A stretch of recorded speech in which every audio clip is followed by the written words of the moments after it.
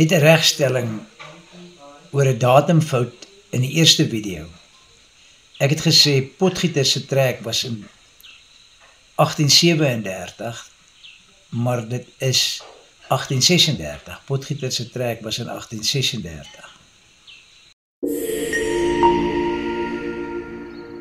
Nadat die voortrekkers onder leiding van Potgieter, Marits en Silje die Matabele's verslaan het en daarmee 'n einde gemaak het aan die terreurveldtog van Silkaats en sy impies, het die trekgeselskappe van Piet Retief en Piet Uys by hulle aangesluit. Die plek was by die Vetrivier naby Winburg en die datum was Februarie 1837. Hulle het daar as eenheid probeer organiseer en vir Piet Retief as gouverneur verkies. Hulle kon egter nie eensgesindheid kry oor waar hulle wou vestig nie. Retief wou in die ontvolkte deel van Natal gaan vestig, terwyl Potgieter wou vestig in die sentrale dele wat ons as die Vrystaat en Transvaal ken. Soos ons reeds kennis geneem het, was Potgieter reeds op 'n goeie voet met die oorblyfsel van die Sotos en die Tswanas. Retief was egter oortuig daarvan dat hy 'n ooreenkoms met Dingaan, die Zulu koning, kon bereik. Uiteindelik het die meerderheid hulle by Retief geskaar en hy en sy volgelinge is toe oor die Drakensberge Natal toe. Potgieter en Uys het nie daarvoor kans gesien nie en hulle het toe die Republieke van Winburg en Potchefstroom gestig. Dit bring ons dan nou by die gebeure in Natal wat gelei het tot die gelofte van Bloedrivier. Na die Zulus se uitwissingsoorloë was 'n groot deel van Natal onbevolk, waar die Pondus en die Tembus gewoon het. Omdat dit 'n beginsel was van die voortrekkers om geen grond met geweld te neem nie, het Retief na Dingaan, die koning van die Zulus, gegaan om met hom te onderhandel oor 'n stuk land in Natal waar hulle in vrede kon woon. Die Zulu koning sê toe vir Retief dat hy 'n groot probleem het. Sekonyela, 'n Sotho prins, het 'n klomp beeste by hom gesteel. En as sy kommando die beeste by Sekonyela sal gaan afneem en aan hom terugbesorg, sal hy hulle as beloning die stuk land gee wat hulle vra. Retief was gewillig om dit te doen en dit is so afgespreek. Die voortrekkers het daarin geslaag om die beeste by Sekonyela af te neem en hulle het dit aan Dingaan besorg. Retief het dus sy deel van die ooreenkoms nagekom en hy kon nou eis dat die koning ook sy woord hou en die grond aan die voortrekkers afstaan. Hulle is toe na die kraal van Dingaan om die kontrak te laat teken. Dingaan het die gesprek lank uitgerek sodat dit 'n paar dae geduur het. Uiteindelik het Dingaan die ooreenkoms geteken. Hy het egter aangedring daarop dat die voortrekkers die volgende dag weer die kraal moet besoek vir 'n afskeidsgeleentheid en dan al die wapens buitekant die kraal moes los as teken van wederwysige vertroue.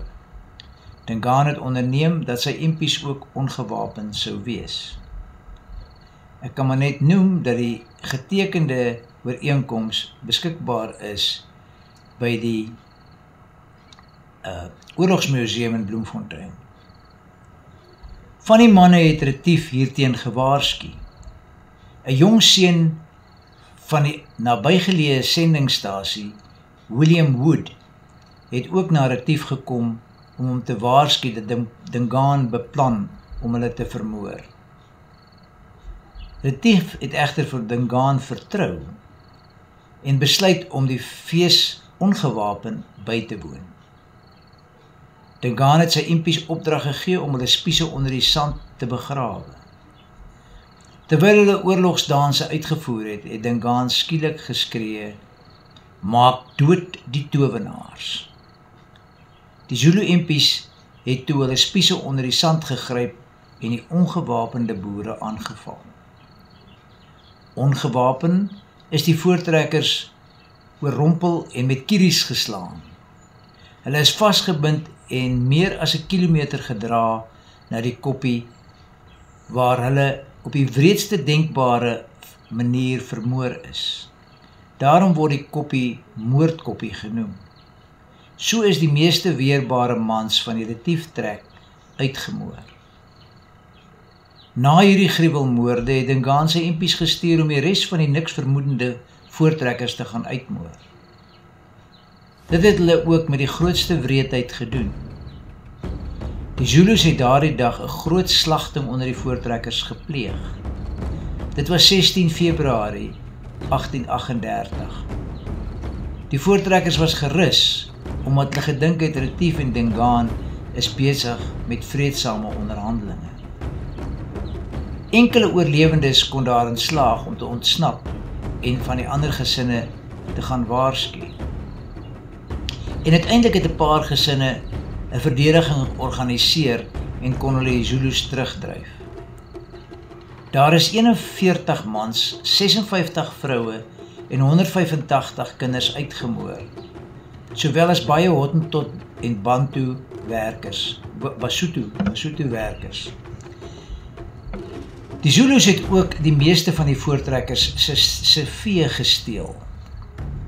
Die meeste van hierdie moorde is by Bloukrans en Boesmansrivier gepleeg.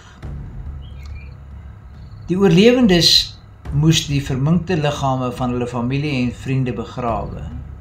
Hulle het getuig van onbeskryflike wreedheid, van vrouens wat oopgesny is en kinders wie se koppe teen die ossewawiele stikkend geslaan is.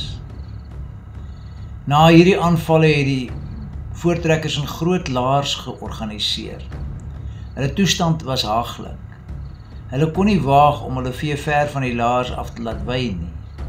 Met baie reëns het die beeste die laars modder getrap en baie mense het siek geword. Die Zulus het hulle die res van die jaar 1838 sporadies aangeval en hulle vee geroof. Hulle kon hulle self daarom verdedig. Potgieter, Silje, Uys en Marits het hulle te hulp gekom en die voortrekkers het toe vir Uys as leier aangewys in Retief se plek. Toe Uys en Potgieter stry kry, het Potgieter teruggekeer na die Vrystaat Transvaal gebied. En nadat Uys in 'n geveg met die Zulus gedood is, het hulle vir Marits as leier aangewys. Op 15 Mei is hy egter aan 'n siekte oorlede. Hoewel mense soos Landman, Silje en De Lange leiding geneem het, was daar nie meer 'n sterk leier nie. Die volgende paar maande was elendig. Uiteindelik besluit hulle toe om 'n boodskap aan Andries Pretorius in Graaf Reinet te stuur en te vra of hy as leier by hulle sou aansluit. Hy was 'n baie bekwame en ervare militêre aanvoerder. Hulle moes egter nog maande lank in ellende voortgang voordat Pretorius uiteindelik op 22 November daar by hulle aangekom het. Nadat hy 'n deeglike studie gemaak het, het hy tot die slotsom gekom dat dit 'n onmoontlike saak was. Want die Zulu mag was net heeltemal te sterk. Net deur die krag van die almagtige God kan hulle die Zulu mag oorwin. Hy het toe daarop aangedring dat die Here self moet besluit daaroor. Hulle het toe die Here se beslissing gevra met die lot.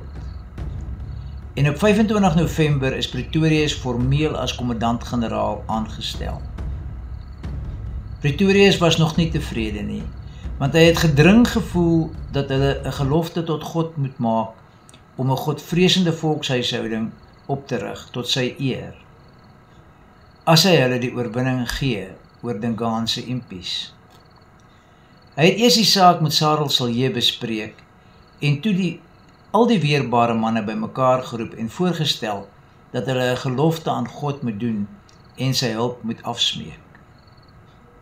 Dit was 'n gewigtige saak, maar uiteindelik het almal ingestem en op die aand van 9 Desember het hulle by Wasbank begin om die gelofte af te lê. En ook elke aand herhaal tot die 15de, die vooraand van die slag van Bloedrivier. U ken die gelofte, maar luister net weer na hierdie klousule, soos dit in die oorspronklike bewoording voorkom. Ek lees dit in die Nederlands. Hulle onderneem naamlik om een huis tot zynes grooten naams gedagtenis te stigten, alwaar het hem sal behagen, en dat wy ook moesten afsmeken de hulp en bystand van God, om deze gelofte zeker te kunnen volbrengen. Een huis tot zynes grooten naams gedagtenis te stigten. Ons moet verstaan dat die Voortrekker Kerkie in Pietermaritzburg is nie die volbrenging van die gelofte nie, of ten minste van hierdie klousule van die gelofte nie. Dit is net die symbool van die Godvererende volkshuishouding wat ons hier onderneem om op te rig.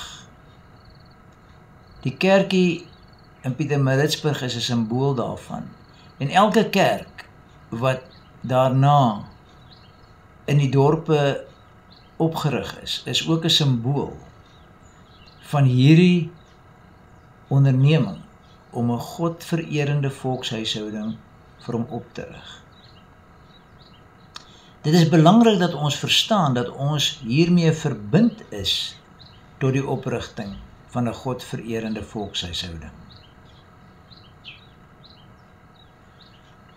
Onder aanvoering van Andries Pretorius het ongeveer 465 mans en seuns met ossewaans die Zulus tegemoet getrek. Op 13 Desember het die verkenners 'n aankomende Zulu-mag gerapporteer. Die Zulus het weer probeer om die boere in 'n hinderlaag te lok. Pretorius het egter die kommando laat omdraai na 'n plek wat geskik was vir verdediging. Dit was langs die Ngome rivier waar daar ook 'n donga was. Hulle het toe tussen die riviere en die donga die ossewaans in 'n sirkel getrek. Op Sondag 16 Desember 1838 het die beroemde slag van Bloedrivier plaasgevind. Die Zulus het weer hulle beproefde aanvalsplan uitgevoer, bekend as die beeskop. Die leer het bestaan uit 3 afdelings. Die jong krygers gaan weerskante van die vyand om, soos die horings van 'n bees. Hulle het dan die vyand van 2 kante af aangeval. Dan kom die finale vernietiging van die vyand deur die meer ervare krygers in die tweede fase van die aanval. Die voortrekkers het elkeen 'n paar enkelskootgewere gereed gehad en hulle skote was sekuur. Hulle het elke aanval van die Zulus weerstaan. Op hierdie dag het die Almagtige God groot wonderwerke laat gebeur, sodat die jong Zulus 'n groot leermag van die heuwel af sien kom het en begin vlug het. Die ouer vegters het die vlugtende jong Zulu-krygers doodgesteek, want dit was hulle gebruik. Jy mag nie omdraai en jou rug gee vir die vyand nie, dan word jy doodgemaak. Die Zulus het so erg teen mekaar geveg, dat daar uiteindelik 3000 Zulus dood is, en nie een boer nie. God het ons volkie gered van gewisse uitwissing. Vandag staar ons volk weer uitwissing in die gesig. Weer eens is dit duidelik dat net die Almagtige God ons kan red. Maar hy soek sy eer. Daarom moet ons nie net daardie dag herdenk nie, maar ook die gelofte elke dag uitleef. Dit beteken dat ons weer 'n godvreesende volk moet wees en aan hom alleen die eer moet gee. Amen.